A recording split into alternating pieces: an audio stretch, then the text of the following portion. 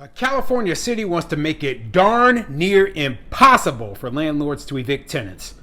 I'm Tony, and this is Real Estate Investing and Landlord News.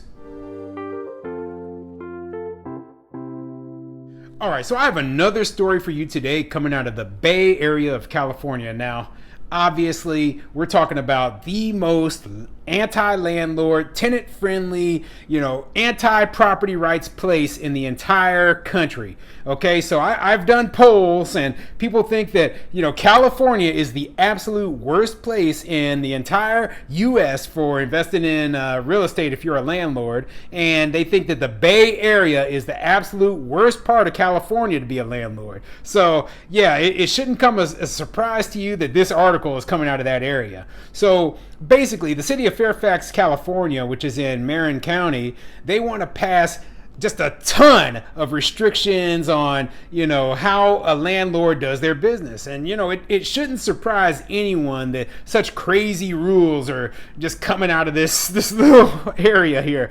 This is crazy, okay? That's all I can say. And I like reading these articles because it shows just how ludicrous, just how out of touch this part of the country really is. And you have to fight to make sure that this sort of stuff doesn't spread to wherever you live and wherever you invest.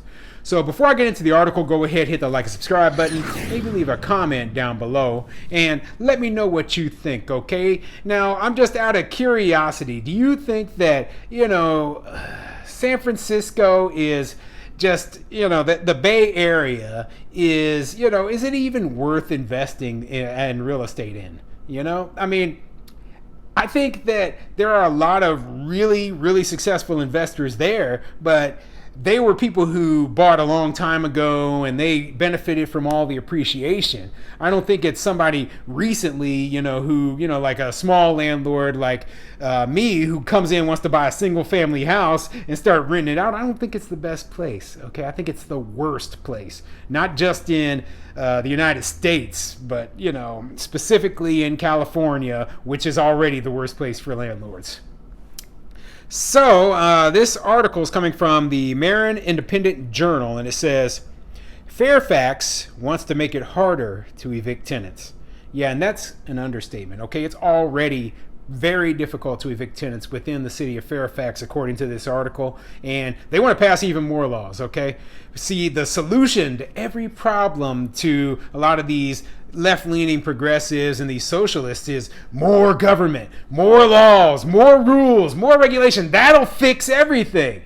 Yeah, it's dead wrong. Anyway, let's get into this article. Fairfax is drafting a new law that gives tenants stronger protection from eviction without cause. After a 3-hour hearing Tuesday, the town council agreed to add a list of up to 12 new stipulations to its just cause for eviction ordinance. But before the ordinance comes up for a vote, the council will hold an informational session to explain the proposed changes, a move requested by council member Renee Goddard. I think that we just need to have folks come to the table to understand what we are doing. What are the different pieces of rent control, Goddard said. I don't think people know. I really don't.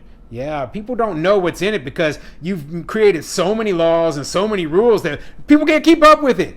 Okay? And I'm talking about the landlords specifically. How are the landlords supposed to keep up with new rules and new regulations when you're passing them every 6 months, okay? Every 6 months the law changes and stuff that I was doing just a few months ago is now illegal or it's wrong and, you can try to get me caught up in some sort of regulatory mess, okay? So let me keep going. Goddard said the input from landlords has been minimal, and she would like to do as much outreach as possible prior to introducing the ordinance. Councilmember Barbara Kohler said she liked the idea. This is a pretty big deal, Kohler said. It's important stuff, so let's make sure that we get this right. Over the past few years, the town has taken a number of actions to bolster tenant protections. The council has adopted an income-based rental discrimination prohibition, mandatory mediation for rent increases exceeding 5%, and a just cause for eviction law. So yeah, they already had in place, mediation for rent increases above 5%.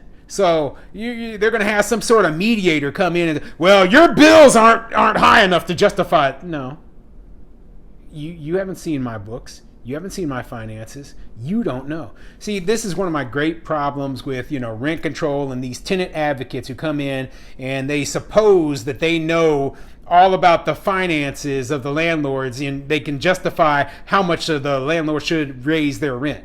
So I'm like, hey, have you talked to my accountant behind my back or something? Did my accountant disclose to you what my finances are? Did you go down to the electric company and then have them pull my electric bills out to show you that they went up? No, you didn't, okay? You have no clue what my bills are. And you're absolutely wrong if you think that, it's my rent increase isn't justified based upon my business operations. But hey, this is what you get when you deal in places like this, when you're trying to invest in the Bay Area, okay? And even if you own a single family house, you can get caught up in this mess. That's why I say don't be a small landlord in this sort of place. What else does it say here? It says, oh yeah, income-based rental discrimination prohibition. You know what that is, right? I've covered that in many videos. That is a law that makes it illegal for a landlord to reject a Section 8 tenant. Okay? That is, I wish they would stop using all this fancy terminology, but it's very simple. If a landlord rejects a Section 8 tenant, then they're breaking the law for this town. And just cause eviction. Basically, you only have a very, very tiny number of reasons why you can even file eviction against your tenant. And if you don't follow those laws, if you don't meet those requirements, then the tenant can stay there forever. Forever. Basically it's a forever eviction moratorium. They already had these laws in place. But let's keep going down and see what the changes that they are proposing are. More recently, due to the COVID-19 pandemic, the council adopted an urgency moratorium on evictions without cause through September 30th. The newly proposed ordinance would strengthen the town's laws with additional protections for elderly, disabled, or terminally ill tenants. It would add school year eviction protections for educators and students, require landlords seeking no-fault termination to make relocation payments for tenants, and tighten breach of lease qualifications. Yeah, that is horrible, okay?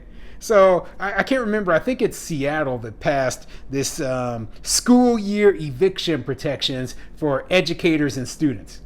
You do realize that the school year runs from August all the way until June, right? So the only time you can evict a student or a teacher would be in the month of June and July, and that's pretty much it.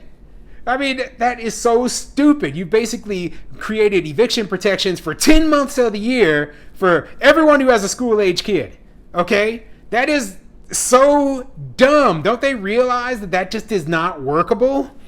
And, then you throw in there elderly, disabled, or terminally ill tenants. And I have a great deal of sympathy for tenants who fall in those categories, right?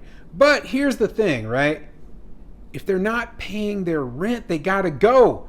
I am not the social security or housing provider for the sick and the elderly, okay? I'm a private business owner, and you're telling me I should act as a charity and be unable to, I have to house these elderly people in my house for free indefinitely because, we got to have protections for them. This terminally ill person who, they've got stage 4 cancer, but they've got 3 years to live. They don't have to pay me rent for the next 3 years.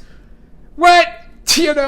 Listen, if you're worried about those people, the government needs to step up, provide housing payment assistance to the landlords to keep those people housed. If they are truly worried about it, that's what they should be doing, not throwing eviction protections out there, okay? And that's what I believe. Now, what else does it say? Oh, yeah, require landlords seeking no-fault termination to make relocation payments. Now, I've covered these ridiculous relocation payments before, right? Basically, if you say, hey, I was wanting to move back into this house that I rented out to you for a year. I only wanted you to live in there for a year. I had to go out of town. I'm back, and now I'm moving back into my house. Well, now, you better pull out the checkbook because the tenant gets a $10,000 bonus just for, having to leave at the end of the contract that they signed. Yeah, that's the stupidness of the laws that this city, this Bay Area city has passed, okay? Now, I don't agree with any of these laws, obviously, right? And I've told you all about, many of these laws in different stories that I've covered before. But I like bringing this stuff up all the time because I'm like, hey, what does the worst case scenario look like for landlords? What does the worst case scenario look like for people when it comes to losing your property rights? Well, this is it, okay? This is, rent control. This is, forever eviction moratorium. This is the tenant has more rights to your property than you do, and you have to pay to keep them in your property for free forever.